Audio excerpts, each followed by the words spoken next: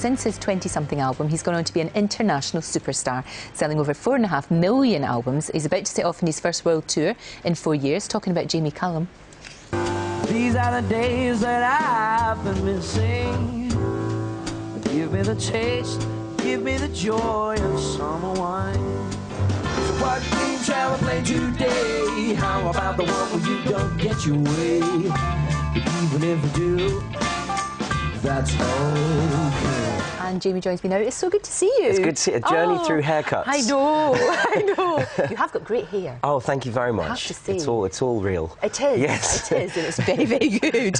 So, big world tour starting in April, I guess? Yes, I hear you said that first tour in 4 years. Is that? It is true, but I've kind of never stopped playing gigs. Of course, of course. You know, even if it's just in the local pub. Exactly. I've always played. It's just this is the first time in a while. Well, when you are a musician that loves what you do, of course you keep playing because it's what you know, it's what you love. Yeah, it's pretty hard. It's pretty hard. It'd be like stop eating. Exactly. Well, I could never do that. There is no way that would ever happen. It's very exciting. But the big tour starts. Do you have to prepare yourself for that in a way? Because that is pretty grueling. You have to be in good shape. You have to be in a good place mentally and physically, don't you? I'd have to be in as good a shape as JLS. They are in good shape. But I do. You know, it is a bit like training for the Olympics because you're travelling so much and you're singing every day for 2 hours. And I know it doesn't sound. It probably sounds like not much, but I guess you just have to look after your voice. You have to get sleep. Of course. That's the main. It doesn't matter if it's during the day, but you definitely have to get sleep and be disciplined. Can't be out partying. Can't be doing all of that. Well, no, you can, but you just have to make sure you do partying at night time and then you sleep during the day. Exactly, and sleep during the day. Of course, new married man, which is fantastic. Yes, indeed. And is it true that Sophie sang on one of your songs? I didn't know she sang. It's a slightly less romantic story than that, I'm afraid. I'm sorry to ruin it for you. Basically, I was in Los Angeles and I wanted a huge chorus of people to sing on the end of a song, and I didn't want to pay anyone. Okay. Yeah, because you know the budget was running out. So get the missus in. So well, my mum and dad were had come to visit. My brother was in town. Right. Okay. I've got a few friends of mine in Los Angeles, and Sophie was there. So they all sang, and all we had to do was give them a cup of coffee and a donut. Fantastic. Yeah. Fantastic. So it worked out pretty well. Of course it does. It's absolutely brilliant. But you managed to kind of keep your relationship, although both of you are very famous in what you do. You know, Sophie obviously top model and all of that.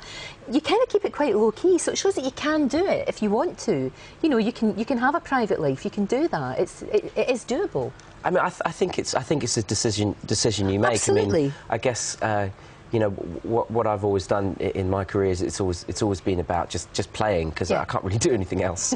So it's kind of been easy for me, and you know obviously you know Sophie's writing now. She's in quite a different kind of stage of her career. Absolutely. So I think it's just a natural thing for us to be private. No, it's good. You also do. I didn't realise that you'd done this. You wrote the music for Gran Torino, the Clint Eastwood movie. Yes. I saw that just I don't know why it's taken so long to get round to it, but I saw it just. What a great film that was. I'm so proud to be a part of it. What's he like, Clint Eastwood? Because I think I'd be quite nervous. He's just a really nice... a lovely bloke. Yeah, I mean, obviously, because he kind of defines kind of what we think of as cinema. Yeah. Doesn't he? He's like one of those people who defines it. Super cool, but he's a great guy, and he knows a lot about music. He knows an awful lot about music. He's got the soul of a musician. He really has, that's really interesting. I mean, he's obviously very artistic, you know, brilliant director as well as being an actor, so... And he really plays it down as well. Yeah. Kind of walked into the studio with a few drinks for everyone and just hung out.